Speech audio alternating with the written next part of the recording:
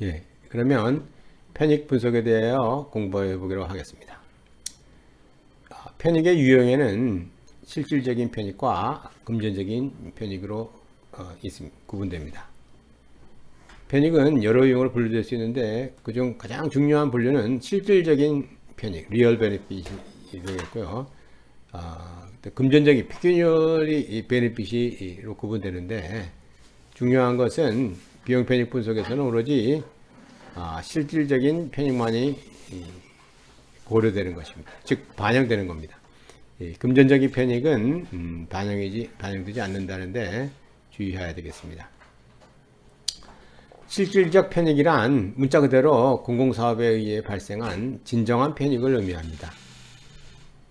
실질적인 편익은 국내 총생산 또는 사회 후생의 증가를 통해 국민들이 실제로 받는 혜택을 의미합니다. 그래서 많은 경우에 이 실질적인 편익이라고 하는 것은 결국 이 국내 총생산, 우리가 흔히 우리가 GDP죠, GDP라고 하죠. 이 국내 총생산은 그 경제 주체 모든 어떠한 부가가치, 즉 value added의 어떤 합이 되겠습니다. 따라서 어떤 실질적인 편이라고 하는 것은 결국은 이 델타 VA, 즉 어떤 특정 재정사업에 의해서 발생하는 실질적인 편익은 그 재정사업에 의해서 발생하는 부가가치의 증가분으로 우리가 산정이 되겠습니다.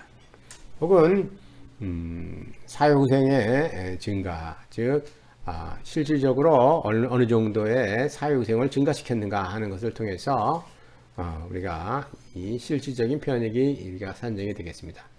반면에 금전적인 편익은 공공사업에 의해 빚어진 화폐적 가격의 변화 때문에 발생한 편익들이며, 이들을 계산에 포함시키면 이중계산, 더블 카운팅 또는 과대 계산의 과오를 범하게 되는 것입니다. 따라서 이 금전적 편익은 우리가 편익에 계산되어서는 안 됩니다. 편익은 또한 그것이 내부적으로 발생하느냐 혹은 외부적으로 발생하느냐에 따라서 내부적 편익과 외부적 편익으로 구분됩니다.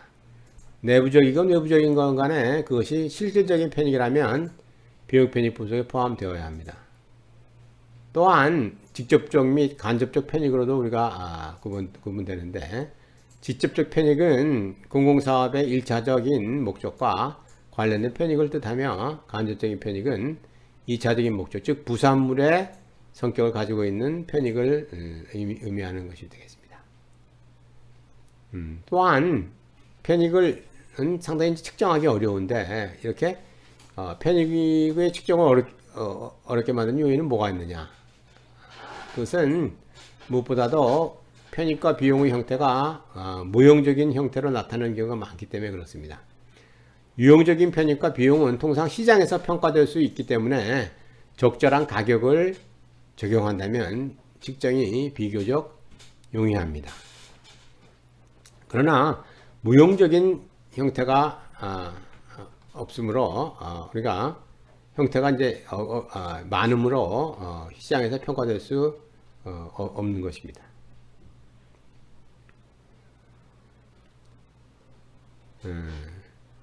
그러니까 예를 들면은 이런 것이 있겠습니다. 이제 무용적이다라고 한다 그러면은 우리가 어떻게 이 박물관이라고 하는 것을 우리가 만약에 지으려고 한다. 그랬을 때 이 박물관이 가져다 주는 편익이 어떤 것들이 있느냐 하는 것을 본다 그러면, 만약에 뭐 박물관 자체가 그냥 입장객의 어떤 수를 결정해 갖고 입장료 원 단위 곱해 갖고 1년에 예를 들면 뭐 10만 명이 박물관에 내방할 것이다. 또 입장료는 10,000원이 될 것이다. 그러면 10만 명 곱하기 뭐 1만 원, 그러면 이제 15억 원에 편익이 발생한다고 우리가 볼 수 있겠습니다. 이런 것은 예를 들면 유형적인 편익이라고 볼 수가 있는데, 박물관은 그러한 유형적인 편익뿐만 아니라 무형적인 형태의 편익도 가져집니다. 그 박물관이 갖는 어떤 역사적 의미 같은 것들은, 또한 박물관을 우리가 갖고 있는 국가의, 예를 들면 어떤 국민들의 어떤 프라이드, 자긍심 같은 이런 것들은 우리가 무형의 형태의 편익이 되기 때문에 우리가 시장에서 평가되지 않습니다. 편익의 측정 방법은 어떤 것들이 있느냐.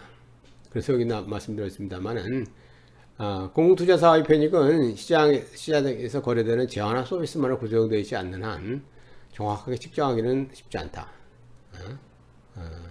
또한 간접적인 방법으로 측정이 가능하다고 할지라도 그 방법이 한 가지로만 한정되어 있지 않아 편익의 개념이 비용의 개념보다 훨씬 복잡하고 측정하기도 어렵습니다.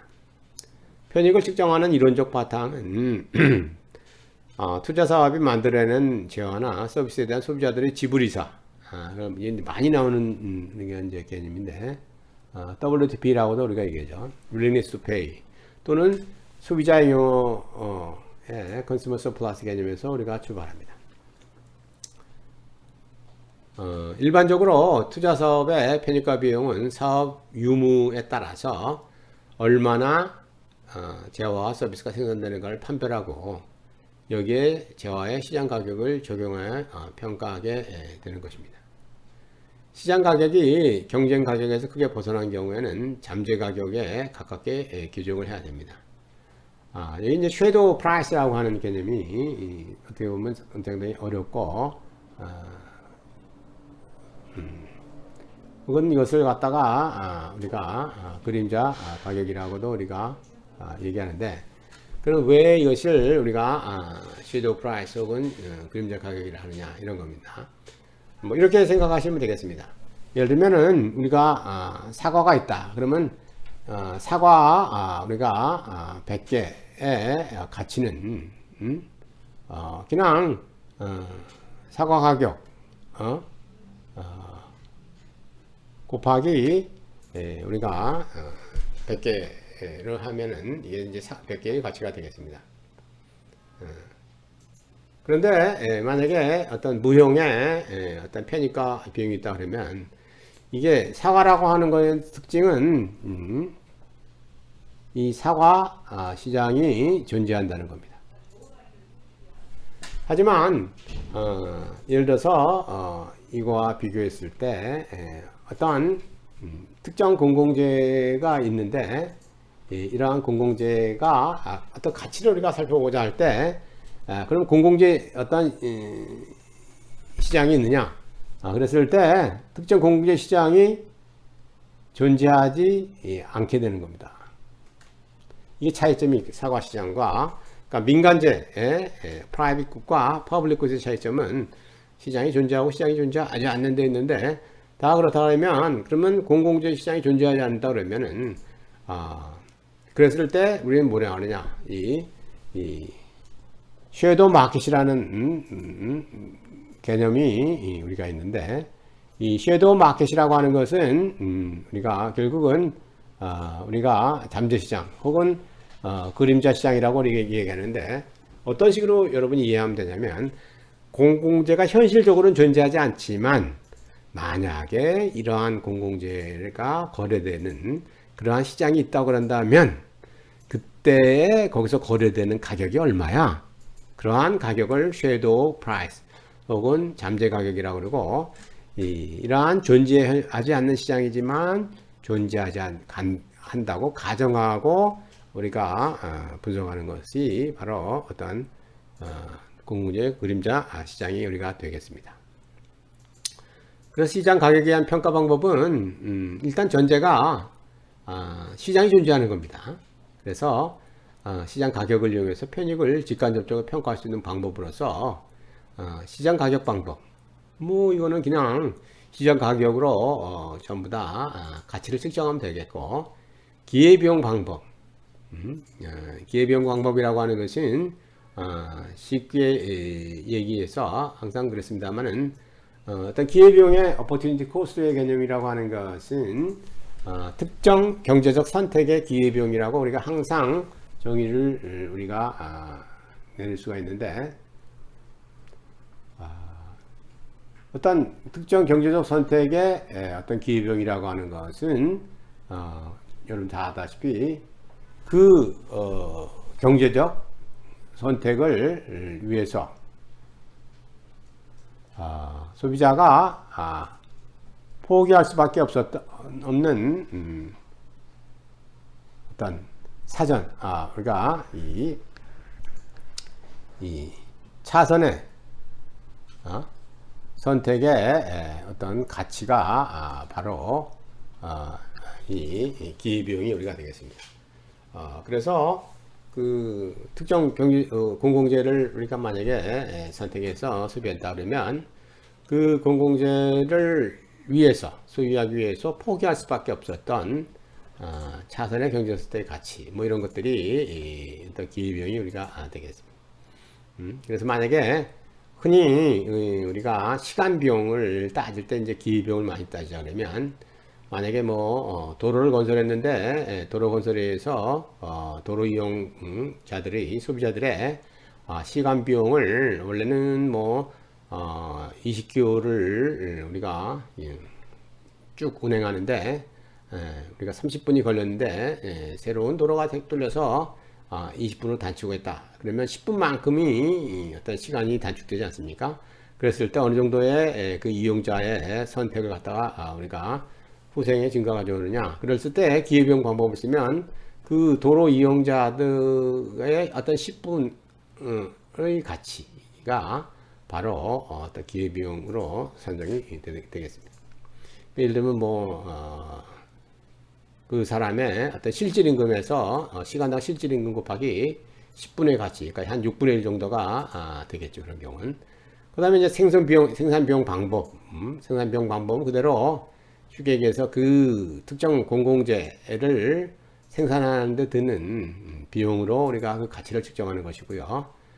복구비용 방법이라고 하는 것은 replacement cost 우리가 메소드인데, 쉽게 얘기해서 특정 어떤 뭐 여러분 그냥 뭐 도로라고 우리가 생각하시죠. 예를 들면 1km만큼의 어떤 고속도로의 가치가 어떻게 되느냐. 그랬을 때 이것은 1km가 완전히 어떤 자연재해에 의해서 완전히 손실됐다.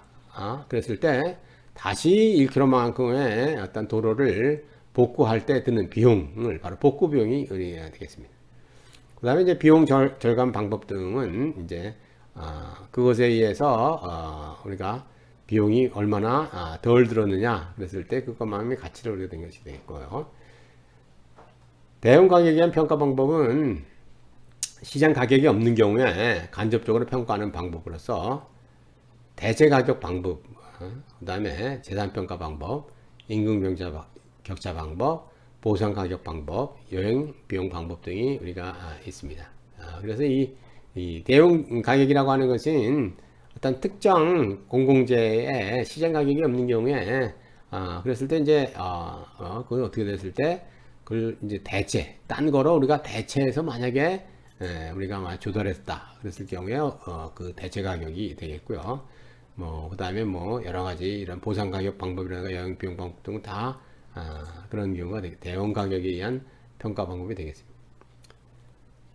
조사에 의한 평가 방법은 사업의 어떤 산출물에 의한 소비자들의 지불이사 WTP를 조사해서 추정하는 방법으로서 설문조사 방법, 도대체 그러니까 뭐 예를 들어서 당신이 뭐 아까 박물관의 경우는 WTP가 얼마야? 이 박물관이 지어지려면 너 거기에 입장하려고 할 때 네가 기꺼이 뭐 아니면 그 박물관을 짓기 위해서 만약 세금을 내야 된다 그러면 얼마의 세금을 기꺼이 지불할 의사가 있어? 이런 식으로 해서 물어보는 것이 되겠고요.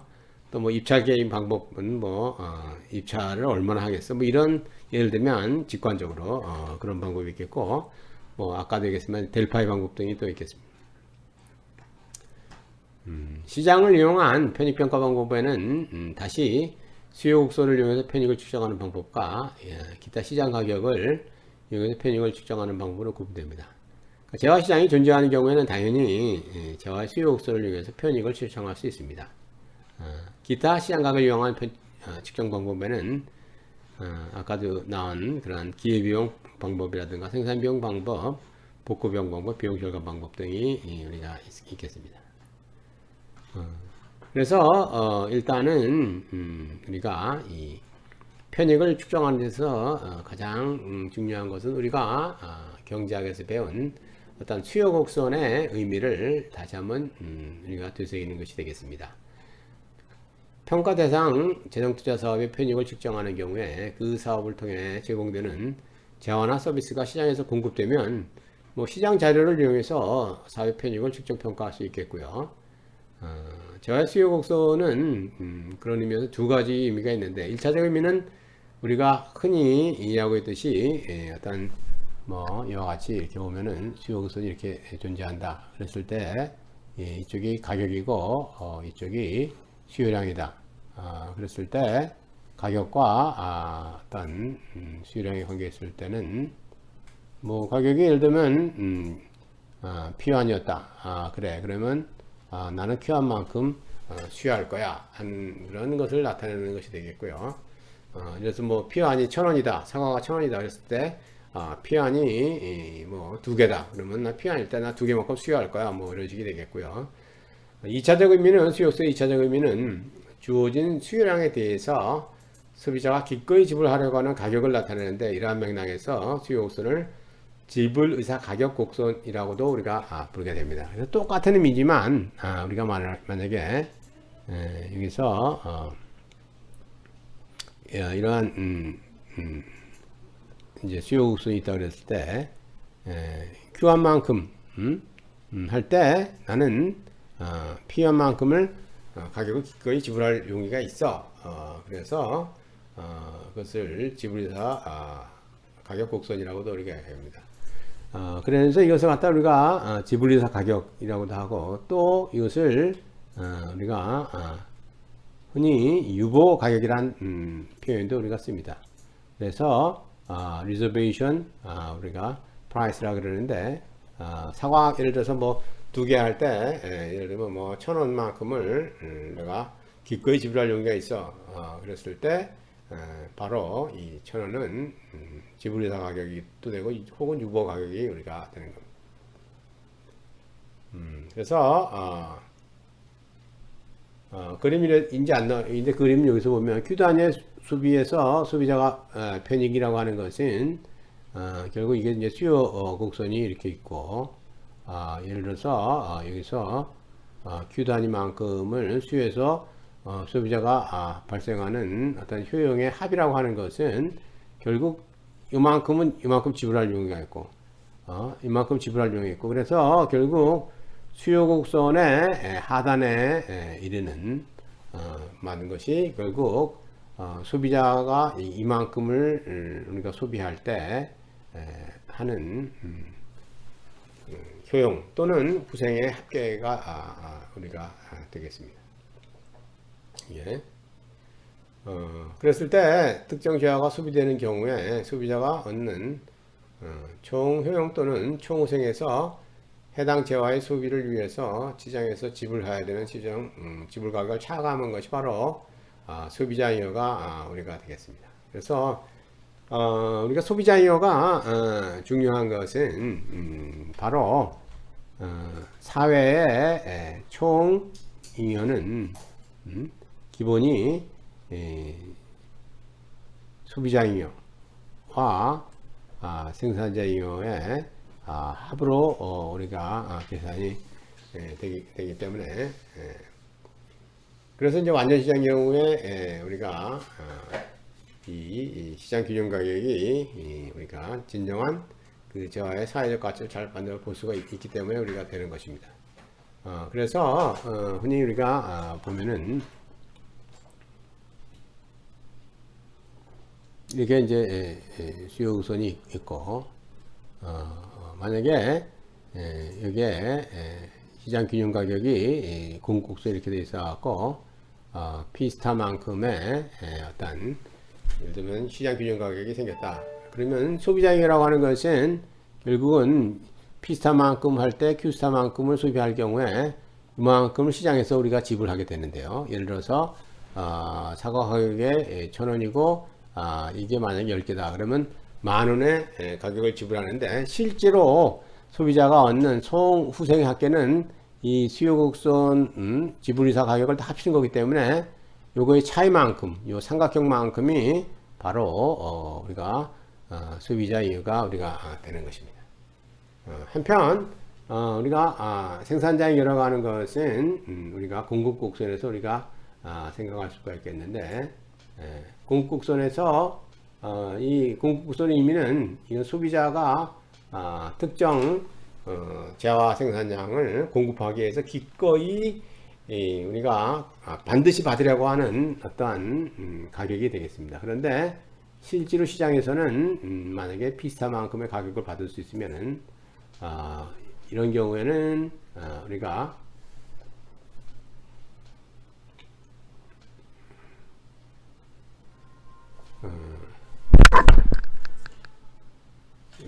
이만큼이 우리가 생산자이익이 우리가 되겠습니다. 따라서 보통 왜 우리가 완전 경쟁 시장이 효율적이냐 한다는 것은 바로 사회 총잉여가 총잉여가 아니라 잉여라고 그러겠습니다만 사회 총후생이 우리가 가장 극대화되기 때문에 우리가 이 완전 경쟁 시장이 자원 배분이 효율적이다 라고 우리가 얘기를 하는 것입니다. 이 기회비용을 이용한 재정사업 편익 측정 방법은 완전 경쟁 시장에서는 시장 가격이 바로 재화소비의 기회비용을 의미하기 때문에 재화의 어떤 진정한 사회적 가치를 반영한다고 볼 수가 있습니다. 그러나 현실 세계에서는 완전 경쟁 시장에는 존재하지 않습니다. 따라서 대부분의 시장은 불완전하기 때문에 시장 가격은 재화의 진정한 사회적 가치를 반영하지 못합니다. 그래서 불완전 경쟁 시장의 경우에 재화의 사회적 가치 평가를 위해서는 시장 가격을 완전 경쟁적인 가격으로 조정해야 되는데 이렇게 조정 가격을 잠재 가격이라고 우리가 보는 겁니다. 그래서 하지만 이런 의미도 있고 아까도 말씀드렸습니다만은 존재하지 않는 시장의 경우에 만약에 그 특정 공공재가 만약에 거래되는 어떠한 시장, 그 잠재 시장이 존재한다고 했다 그러면 그러한 현실적으로 존재하지 않지만 만약에 잠재적으로 존재한다고 했을 때에 그 가격을 바로 잠재 가격이라고도 우리가 볼 수가 있습니다. 기회비용을 이용한 편입 측정 방법의 예를 볼 것 같으면 어떤 도로가 우리가 건설이 됐다 그랬을 때 이 도로사업의 중요한 편익이 하나가 여행시간의 저력이 있습니다. 문제는 절약된 시간은 어디 이용될 것인가에 따라서 시간의 가치가 결정된다는 점이 있는데 바로 여행시간의 기회비용에 의해 결정된다는 것입니다. 만약 절약된 시간은 모두 재화생산에 투입됐다 그러면 절약된 시간에 시간당 임금률을 곱하여 편익이 산정될 수도 있을 것입니다. 그러니까 만약 세이브했다 1시간을 세이브했다 그랬을 때 1시간의 여행시간이 세이브 됐을 때 그거의 가치가 어떻게 돼? 그랬을 때 그래? 그거는 바로 여행시간의 기회비용으로 측정되는 거야. 아까도 말씀드렸습니다만은 기회비용이라고 하는 것은 특정 경제 우리가 선택의 기회비용이라고 하는 것은 그 경제 선택을 위해서 포기할 수밖에 없었던 차선의 경제 선택의 가치입니다. 따라서 만약에 여행이라고 한다 그러면 1시간 동안 여행을 하지 않았다 그러면 뭐 했어? 그러면 틀림없이 뭔가 했을 거야. 재화 생산에 시간을 썼을 거야. 그래? 그러면 1시간 동안 재화 생산했을 때 그게 어느 정도의 가치가 있어? 그래? 그럼 그것도 시간당 임금률을 곱해서 우리가 편익이 바로 산정되는 것이 되겠습니다. 생산 비용 방법은 재정사업이 공급되는 재화나 서비스의 편익을 계산할 때 그 재화를 생산하는 데 소요되는 비용만큼 가치가 있다가 존재한다는 것을 가정하는 겁니다. 그러니까 쉽게 얘기해서 뭐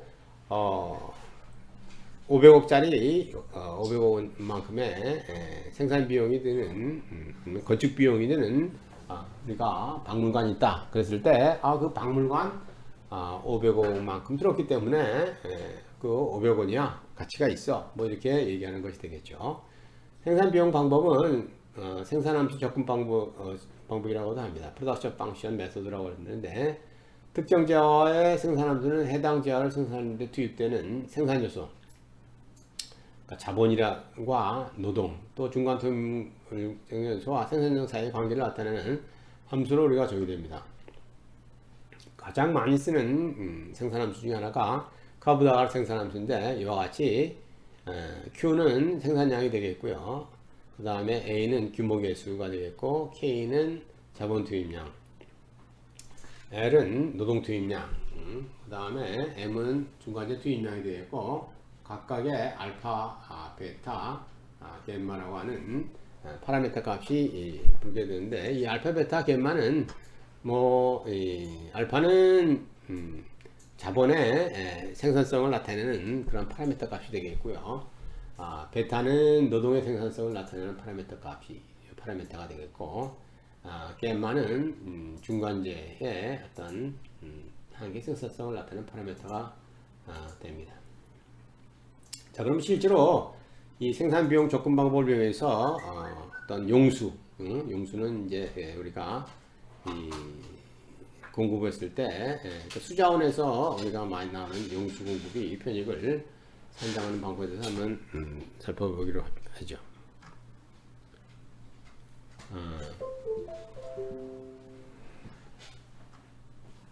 그 다음에 이제 복구, 우리가 나중에 우리가 보면 되겠습니다. 복구 비용 방법이랑 아까도 얘기했지만 재정사업이 제공하는 재화나 서비스의 가치는 바로 그 재화나 서비스가 사라지는 경우에 복구할 때 소요되는 비용과 같다는 가정을 전제로 합니다. 이로써 재정사업으로 환경개선 편익이 발생하는 경우에 환경개선 편익으로 토양이나 수질이 또 개선되는 경우 편익은 오염된 토양과 수질을 원상태로 복구하기 위해서 얼마나 비용이 들어 그랬을 때 그 비용이 바로 복구 비용 편익이 되겠습니다. 그래서 오염 지역이 우리가 얼마나 되고 부피가 얼마나 되고 그때 그걸 원 단위를 곱해 갖고 복구 비용이 만약에 10억이 들었다 그러면은 그 재정 사업은 10억만큼의 편익이 발생하는 거야. 이렇게 우리가 치는 것이 우리가 되겠습니다. 비용 절감 방법은 특정 재정 사업이 제공하는 재화나 서비스에 의해서 비용이 절감하면서 발생하는 편익이 되겠습니다. 그래서 예를 들면 하수 처리 시설의 편익을 산정하는 경우에 편익 항목으로 정화조 설치 비용 절감 편익이 있겠습니다. 그러니까 하수 시설이 있음으로 해서 정화조 설치하는 비용을 줄 수 있다. 그러면 바로 그 하수 처리 시설의 편익이라고 하는 것은 정화 설치 비용이 절감이 되겠고, 또 분뇨 처리장 의미 절감 편익 등도 또 우리가 칠 수가 있겠습니다. 그 다음에 대형 가격을 이용한 편익 평가 방법에는 우리가 여행 비용 접근법, 또 기타 대체 가격 방법, 재산 평가 방법, 임금 교차 방법, 보상 가격 방법 등이 있습니다. 여행 비용 접근법을 간단히 소개하면 호텔링은 1941년 미국 국립공원국에 보낸 편지에서 여행객이 여행할 때 소요된 비용을 문화 관광시설의 가치를 추적하는 사용할 수 있다고 제시하면서 처음으로 여행 비용 접근법 (Travel Cost Method를) 제안하였습니다. 이후에 클래슨 또 클로슨 네치 등이 호텔링의 아이디어를 이용한 실질 모형을 처음으로 개발해 갖고 여행 비용 접근법은 주로 문화 관광시설과 관련된 어떤 비시장 재화의 가치 추정에 널리 사용되어 왔습니다. 상당히 많이 이용되는 방법이 되겠습니다. 간단하게 여행 비용 접근법을 소개하면 기본적으로 설문조사가 필요한 기법으로서 문화 관광시설에서 방문객 표본을 선택한 준비된 설문지를 이용해서 그들의 주거지, 사회 경제적 변수라든가 여러 문화 관광시설에 대한 방문 횟수, 또 여행 목적, 여행 기간, 여행 비용 등과 같은 정보를 수집합니다.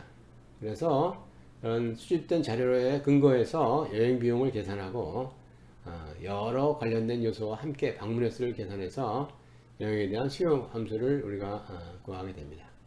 다음 단계에서 이제 이 문화 관광시설에 대한 가치를 추정하거나 더 나아가 문화 관광시설 특성의 변화에 대한 가치도 우리가 추정하게 되겠습니다.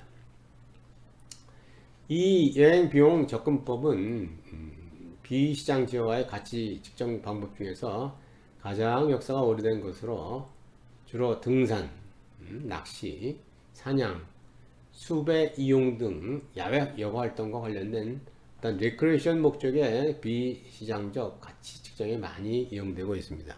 나중에 또 요거에 관해서 우리가 포커스를 맞춰서 설명하는 그런 렉처가 강의가 있으니까 참고해 주시기 바랍니다.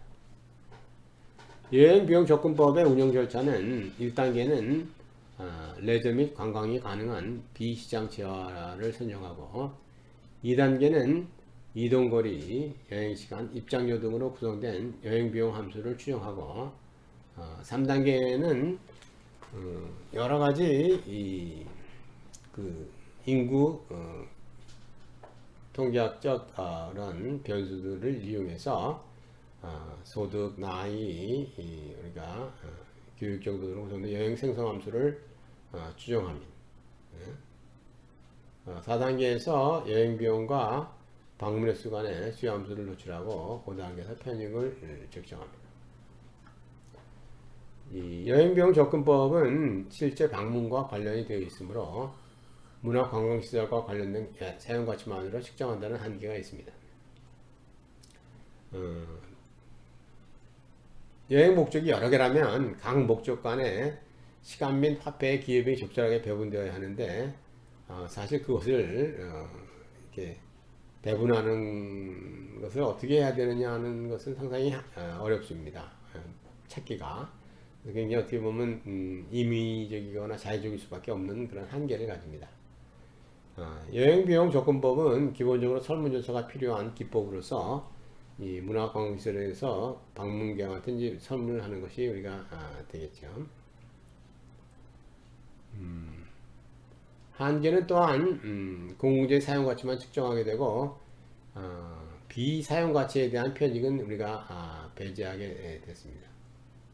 또한 그러니까 비사용가치라고 하는 것은 뭐 아까도 우리가 말씀했지만 어떤 테마파크 같은 데를 방문한다 그랬을 때 앞에서 여행비용 접근법을 이용해서 여러가지 얼마나 방문할 거야, 비용 횟수는 어떻게 돼, 시간은 어떻게 돼, 이거 다 할 수 있지만 그 테마파크가 갖는 그러한 가치, 그러니까 예를 들면 올림픽 파크다 그러면 우리나라의 어떤 올림픽 88 올림픽 개최를 기념해서 만든 그러한 구축된 그러한 공원이 되겠는데 그 공원의 역사적 가치 같은 것은 거기서 이제 반영이 되지 않겠죠.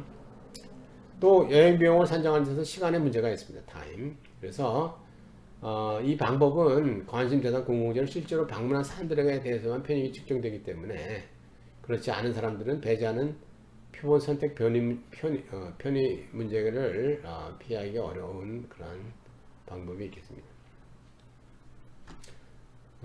그래서 여행 비용 접근법은 어떤 사후적인 접근 방법이기 때문에 사전적인 평가가 필요한 예비 타당성 조사에서 문화관광시설의 경제적 편익 추정에 여행 비용 접근법을 활용하는 것은 적당하지 않다고 봅니다. 따라서 예타에서 문화 관광시설의 경제적 편익 추정에 여행 비용 접근법을 활용하기 위해서는 이 평가 대상 문화 관광시설과 여러 조건이 상당히 유사하면서 이미 건립되어 있는 방문객이 있는 문화 관광시설을 대상으로 해야 되겠습니다. 그래서 다른 유사한 시설에 대해서 구한 편익을 평가 대상 시설로 갖다 쓰는 편익 이전을 의미하는 것입니다. 그래서 이 편익 이전이라고 하는 것은 현재 존재하는 어떤 정보나 지식을 새로운 상황 또는 환경에 이전하여 사용하는 것을 총체적으로 일컫는 용어입니다. 환원하면 편익 이전이란 주어진 어떤 자원 및 정치 조건 하에서 특정 대상지로부터 획득한 경제적 정보를 새로운 그러나 유사한 대상지에 조정해서 적용하는 기법으로 우리가 정의할 수 있습니다. 그러니까 쉽게 얘기해서 이제 아까 말씀드렸던 무슨 테마파크 같은 걸 갖다가 지으려고 그런다. 강원도 평창에 테마파크 같은 걸 지으려고 그런다. 자, 그러면 그러한 테마파크와 유사한 그러한 테마파크가 예를 들어서 뭐 어떤 경북 대구에 있었다. 그러면 그 대구의 경우를 갖다가 분석한 다음에 그래서 그때 유사한 그 시설이 얼마나 편익을 갖다 줬어. 그래서 그걸 보고 우리가 바탕으로 해서 이용하는데 뭐 구체적으로는 뭐 우리가 이 그래비티 모델이라 그래 갖고 우리가 이용을 하게 되는데 자세한 내용은 또 다른 강의에서 우리가 들을 수 있도록 되겠습니다.